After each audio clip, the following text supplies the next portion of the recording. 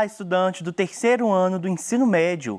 Que bom estarmos juntos mais uma vez aqui para a gente poder discutir alguns assuntos. Hoje não tem assunto novo, não. Hoje a gente vai discutir um assunto que a gente já vem falando há algum tempo, tá bom? Para quem não me conhece, eu sou Magno Andrade, sou professor de língua portuguesa e nós estamos tendo aulas relativas ao PET 2 do segundo bimestre do nosso ano letivo, tá? Hoje nós vamos falar sobre o quientismo e vamos fazer uma análise, tá? Deste período aí que a gente já vem falando dele há algumas aulas já, a gente está falando do quientismo, não é? Portanto, hoje a gente vai fazer uma análise um pouco mais geral deste período histórico, beleza? Bom, na aula de hoje, então, nós iremos analisar as principais características da escola literária quientismo por meio de exercícios, beleza? A interpretação de texto, gente, é algo crucial para a vida de um estudante, para a vida, na verdade, de qualquer pessoa. Por isso, hoje nós vamos fazer interpretação de textos e retomar os conteúdos aprendidos sobre o quientismo por meio de questões objetivas, por meio de questões de marcar, né, que a gente fala, de múltipla escolha, para poder ver como que ficou este conhecimento aí ao longo desses nossos encontros, tá bom? Mas antes, vamos relembrar o que vimos até agora sobre este conteúdo. Então, nós temos essa imagem aqui que retrata o momento em que os portugueses chegam à costa brasileira. Então, os indígenas na costa esperando para ver o que está acontecendo, porque eles também não estavam entendendo nada, e os portugueses do outro lado também muito desconfiados, porque não conheciam esses povos e povos tão diferentes daquilo que eles estavam acostumados. Junto a essa caravana, digamos assim, que veio de Portugal para cá, a gente tem a presença desse senhor, que é o Pero Vaz de Caminha, escrivão da armada lá de Pedro Álvares Cabral, que foi o grande responsável por escrever a carta de Pero Vaz de Caminha. Essa que foi a carta, uma das cartas mais famosas do período ali da literatura de informação. Porque é essa carta que batiza, digamos assim, o nosso país. Muitas pessoas chamam essa carta de certidão de nascimento do Brasil, porque é por meio dela que Pero Vaz de Caminha conta como que funcionava, como que acontecia as coisas aqui. Ele contou, na verdade, ali, tudo que ele via de diferente, desde a saída de Portugal até o contato deles com os indígenas, tá bom? E aí, algum tempo depois, havia também a presença marcante dos jesuítas, padres responsáveis por catequizar os indígenas. E são eles os principais autores da literatura de formação. Então, aqui a gente tem a presença da literatura de informação, por meio da carta de Pero Vaz de Caminha, e temos também a presença da literatura de formação, por meio da presença dos jesuítas, que escreviam textos com a finalidade didática de catequizar e de ensinar os indígenas. Beleza? Já vimos então esse panorama geral, agora nós vamos ver como que o quientismo aparece nas questões de vestibular, tá bom? Vamos lá então. Vamos ler essa primeira aqui, a gente vai ler tudo primeiro e depois, quando nós vermos a resposta correta, a gente vai fazendo uma análise, beleza? Então, sobre a literatura produzida no primeiro século da vida colonial brasileira, é correto afirmar que A. É formada principalmente de poemas narrativos e textos dramáticos que visavam a catequese. B. Inicia com prosopopeia de Bento Teixeira. C. É constituída por documentos que informam acerca da terra brasileira e pela literatura jesuítica. D. Os textos que constituem apresentam evidentemente preocupação artística e pedagógica. E letra E, descreve com fidelidade, sem idealizações, a terra e o homem, ao relatar as condições encontradas no novo mundo. A alternativa ideal aqui para a gente marcar é a letra C. A letra C diz que, sobre a literatura produzida, sobre o quinhentismo, é correto afirmar que ela é constituída por documentos que informam acerca da terra brasileira e pela literatura jesuítica. Justamente a literatura de informação e a literatura de formação. Quando a gente fala de poemas narrativos e textos dramáticos, não, gente, a gente não está falando aqui de poemas com este viés aí do fazer artístico, tá bom? Eles tinham um outro objetivo.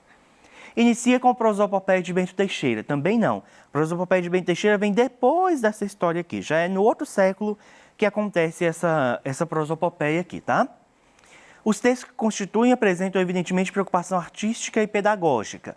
Pedagógica sim, mas artística não.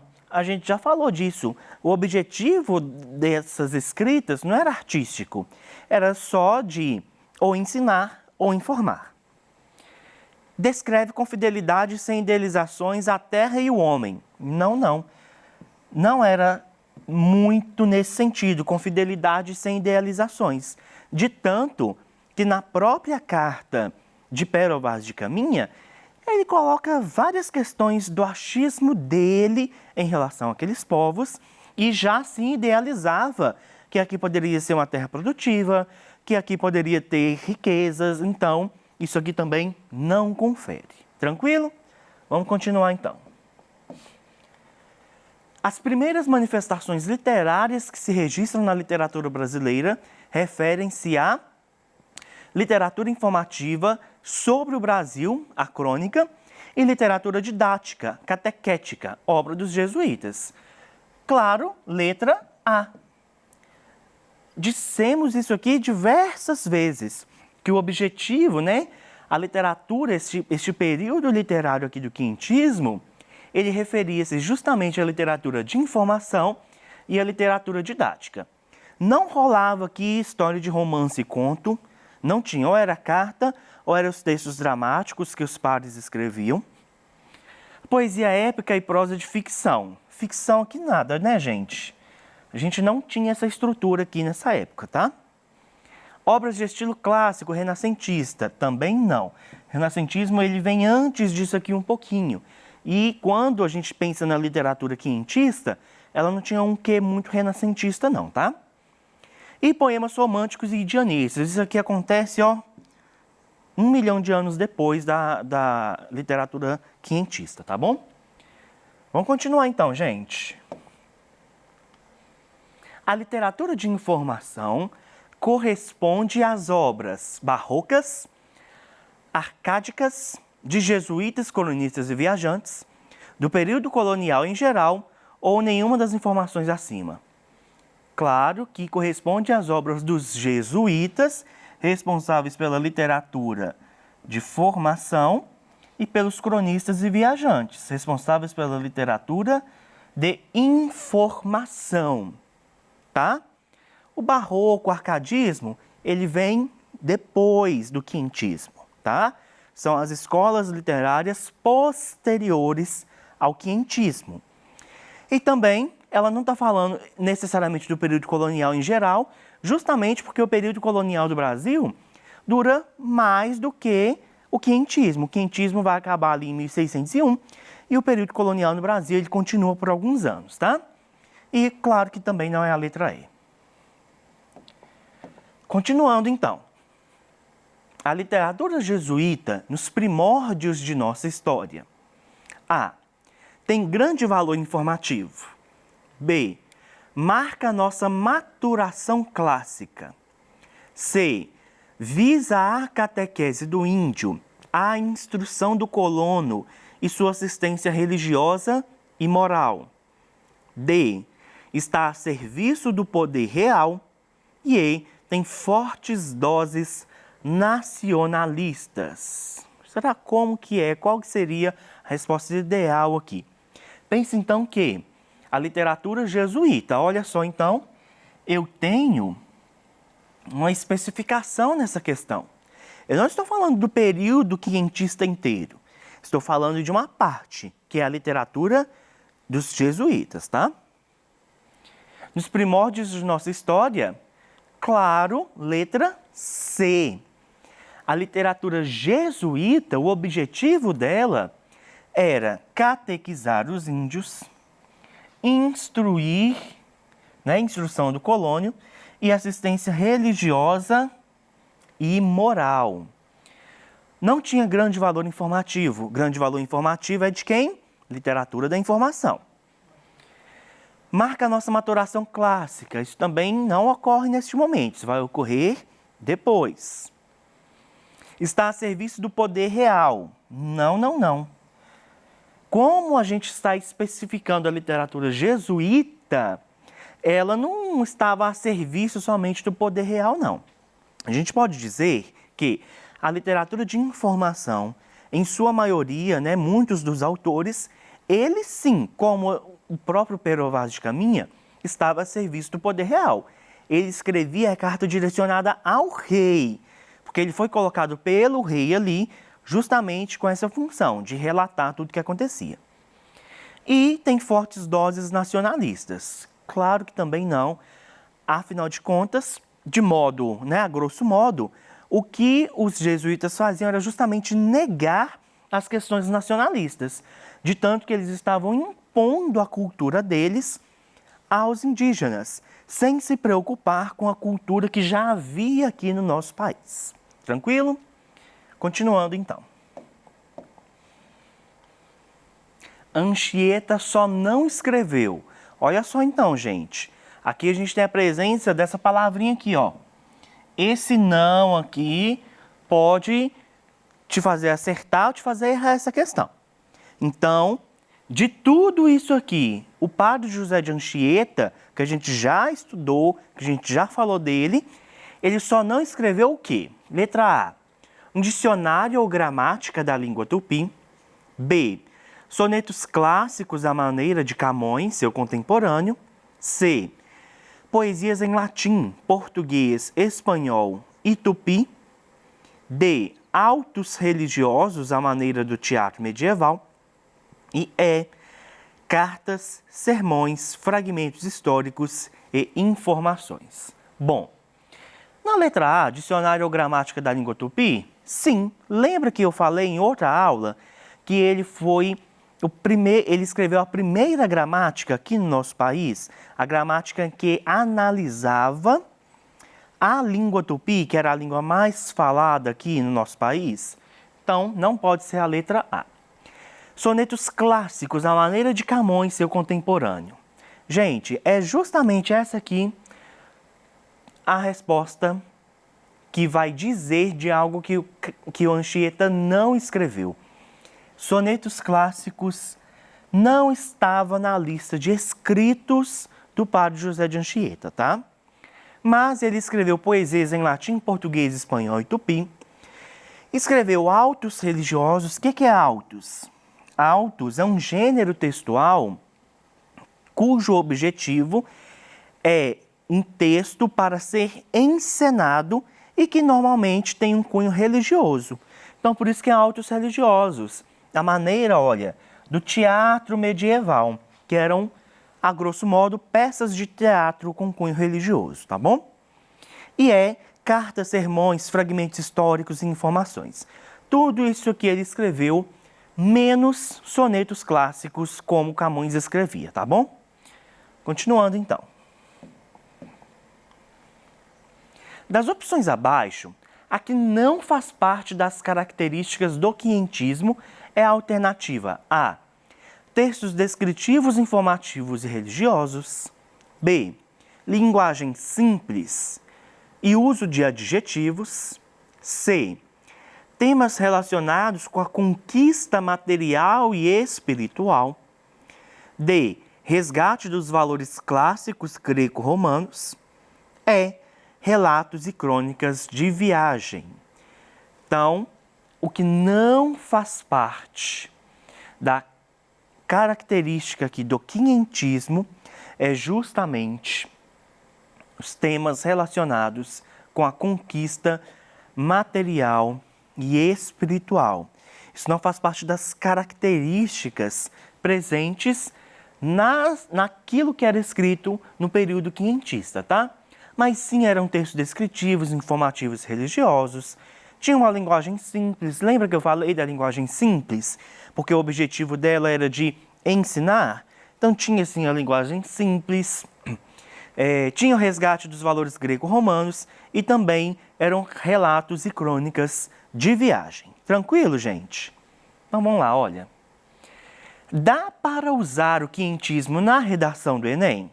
Olha, as provas que nós fazemos hoje dos vestibulares, elas normalmente são compostas por questões objetivas, que são essas questões de múltipla escolha, e também tem a redação. E aí eu quero mostrar para você que nós conseguimos sim utilizar as informações do período quinhentista para produzir uma redação. Aqui eu estou especificando do Enem, mas para escrever qualquer outra redação, tá? Vamos ver como é que isso funciona? Vejam bem, o tema é um índio brasileiro em foco na atualidade. E aí eu trouxe um trecho dessa redação para que a gente leia junto, tá? No quinhentismo, primeiro período literário do Brasil, Pero Vaz de Caminha já informava em suas cartas, com caráter descritivo e estrangeiro, a necessidade de salvar os povos indígenas que viviam em terras brasileiras. Assim, a colonização portuguesa e a catequização impostas pelos jesuítas aos indígenas representaram um não reconhecimento da cultura dos nativos. Odiernamente, o que observa-se são ainda as raízes desse processo histórico, cultural e social, que deixou marcas significativas para os índios, levando os mesmos à subordinação de um papel em segundo plano no país e com dificuldades para reafirmarem-se no contexto atual. Olha só que interessante a forma como o autor deste texto utilizou-se do período quinhentista, das informações do período quinhentista, para poder redigir, no caso aqui, a introdução do texto dele, tá? De tanto, eu trouxe aqui texto que tem alguns probleminhas, se a gente for olhar a gramática, mas eu trouxe do jeito que escreveu, porque eu queria mostrar para vocês justamente a essência dessa escrita. Ele usa, então, olha, o quinhentismo como um período histórico. É o que a gente chama de alusão histórica. Ele faz uma alusão histórica, utilizando-se do período quinhentista, para iniciar a sua redação, cujo tema é o índio brasileiro em foco na atualidade. E aí o que ele faz aqui, na verdade, é uma crítica. Ele fala, olha, do mesmo jeito que na época do quinhentismo as pessoas impunham suas culturas sobre os indígenas, isso também acontece hoje. E isso também, este processo quinhentista ajudou a existir hoje na sociedade a dificuldade dos índios se reafirmarem no contexto atual. Ele traz, então, olha, toda uma gama de informações que vai possibilitar um uso ideal para a produção de um texto. Portanto, tudo que nós aprendemos aqui sobre o quinhentismo, além de ser conteúdo para que você continue estudando, aprofunde os seus estudos e responda questões objetivas, você também pode utilizar em muitos temas que podem cair aí na prova do Enem. Tá bom, gente? Bom, na aula de hoje, então, nós analisamos as principais características da escola literária quinhentismo por meio de exercícios. Essas aqui foram as referências que eu utilizei. Galera, muito obrigado pela presença de vocês. Eu espero contar com você no nosso próximo encontro, tá bom? Até lá!